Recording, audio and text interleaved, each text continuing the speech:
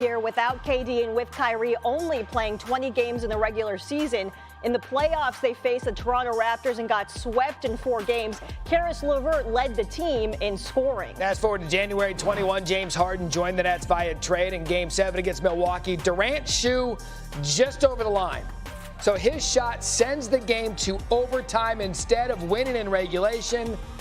The Bucks go on to win. This could have been when everything changed. Yeah, and so this season it was all supposed to come together, except Kyrie Irving only played 29 games due to his vaccine stance. Then James Harden gets traded to the 76ers, and the Nets get swept by Boston in the playoffs. Yeah, the dominoes continue to fall this week after Kyrie chose to opt in his contract next year with the Nets. Shortly following that, KD requests a trade from the team. And that is where we stand now. That's a Cliff's Notes version as we welcome in our NBA insider, Adrian Wojnarowski. All right, how did we get here? This wasn't maybe on the public's radar, but how did we get to where we are now? Just really over these last 3 years, which included, KD rehabbing his first year with that ACL injury, their inability to keep this team on the court, to play together, the big three they had initially with James Harden, how quickly that dissolved.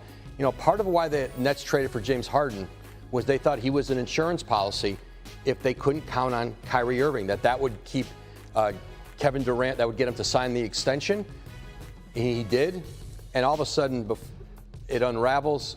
James Harden asks out, and I think ultimately once they couldn't get to a contract extension with Kyrie Irving, right, and he opted in on the deal, I just think that coupled with Golden State winning 3 years after Kevin Durant decided to leave there, and him really not having much to show for this time in Brooklyn, all of that together I think led to a perfect storm that even with 4 years left on his deal, Kevin Durant called the Nets owner, Joe Tsai, yesterday and said, I want out. Okay, so there's the trade request. He went to the team owner.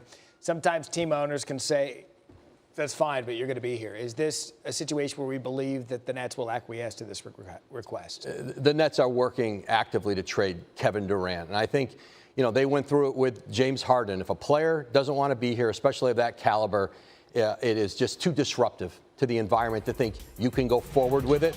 Is it conceivable they could bring him to training camp if they just can't find a deal they want? It is, but I think the offers are too rich already. I think they're going to get even better for Brooklyn. There's a frenzy to get at a player like Kevin Durant, right, available on the trade market, really at the apex of his talent. I think they're going to find multiple deals that I think they could find actionable. The question will be, how long does this play out?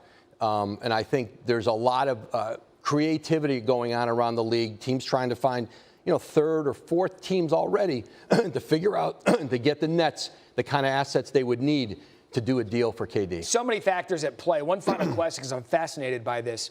Does this have to be a team that KD says, yes, I'll play there, or are the Nets acting in their best interest? The Nets are going to act in their best interest. They're going to trade Kevin Durant for the best possible package they can get. But teams like Phoenix or Miami, who, we've reported are teams that Kevin Durant would like to play with, I think those teams tend to be more aggressive because they know they have a willing subject on the way. There's other teams who I think are going to offer a great deal, but they do have to measure, do I want an unhappy Kevin Durant here? We saw what an unhappy Kevin Durant was like at the end there. We saw what it was like at the end in Golden State. And so you weigh that. But I think big markets, small markets, this is a rare opportunity for teams who otherwise would not get access to a Kevin Durant in free agency to trade for him. And that's why I think you're seeing such a diversity of kinds of franchises who are chasing him. You mentioned small markets. Remember, he started his career in Oklahoma City. Small market team that went almost to the finals with that core group. It's going to be so fascinating to watch day to day, hour to hour, minute to minute with Woj. He'll be here with us if news breaks. For more, let's go over to Michelle.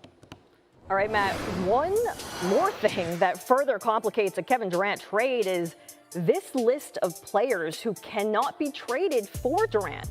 That's because a team cannot have 2 players that were signed to the designated rookie extension, which includes Ben Simmons. So the Nets cannot trade for Wiggins, Bam, Booker, or any of these names as long as Ben Simmons is on the Nets. Now, here to break it down for us is our NBA front office insider, Bobby Marks. There is a lot going on with KD, Bobby, to say the least. We do know, however, there are two teams on his wish list. The Suns, right, and the Heat. We know he's going to need sunglasses in neither of those locations, but the Nets want bright stars back in return. So realistically, how does KD get to either of those teams? Let's start with the Suns. It's going to be complex, and it's going to be involving 3 or 4 teams. It's not just going to be Phoenix. And you mentioned Devin Booker. We can take him off the table, sign that Supermax extension. He's not eligible to be traded. The goal is that you have to get within $36 million of the Durant number here. So when you take Chris Paul off, now you're looking at a player like Mikal Bridges. Certainly, you can get there as far as salary filler. They have all their first-round picks. You can trade 4 first-round picks. I think the big question is going to be, and this is where I don't see things going, DeAndre Ayton. Remember, Brooklyn is right at that hard cap at $157 million. You cannot exceed it. So on paper, a Bridges and Ayton trade would work. But because of the hard cap, because he has base year compensation, you basically would have to find a third team for him. So, as I said, it's very complex, but there are pieces here. Certainly, if you're Brooklyn, Mikal Bridges is a nice piece to come back to. I don't think there's a pathway for an Ayton-Bridges deal in Brooklyn. But what about can he take his talents to South Beach, I guess, is a big question. Well, you gave us a little CBA 101 before when you said about the players on the designated rookie extension here, right, when you said Bam Adebayo was on that list, right? We saw Bam's name there. He can't be traded. So now I look at Ben Simmons as the key to a Kevin Durant trade. If you can move off Ben Simmons, now all of a sudden it opens up 12 to 13 of these young players that potentially could be traded to Brooklyn, because without Adebayo, what are you looking at here? Right. Does Jimmy Butler fit your rebuilding time frame? Certainly not Kyle Lowry. Duncan Robinson, yes. Tyler Hero, yes. But as we started, you got to get to about $37 million in salary, and it's going to be challenging here. So there's ways to do it, but this is not going to be just a one-on-one type deal. This is going to be 3, 4 teams, picks, a lot of players. That is why we have you here, the human calculator, to get it done, try to figure it out, because half the league is calling the Nets and wants KD. Thank you so much, Bobby. All right, more to come on KD and Kyrie's future in Brooklyn. Kendrick Perkins with his take on what the Nets' last 3 years have brought us to. Because nobody is going to look at this situation and say, well, let's replicate this. Let's import this, okay? But the Lakers are desperate. The Lakers don't have, well, we have this star or this star or this star or this star. And they had a package that could make it work. So in the event, and, you know, the feasibility of the two of them staying together and playing for another team makes sense for the Los Angeles Lakers. The likelihood of that, so feasibility, XY, parabola, whatever. Well done. The feasibility way up here, the likelihood way down here. And so you know what happens with the Laker fans especially, you know, they hear that and like their eyes get real big and they get real excited. So it's, I mean, you can make it work in the trade machine, but it's not something that I think we're probably already talked too much about it. I just think it was important for me to point out that the feasibility existed. Okay, I want to talk about Kyrie though, because one of the things that was on his wish list was the Lakers.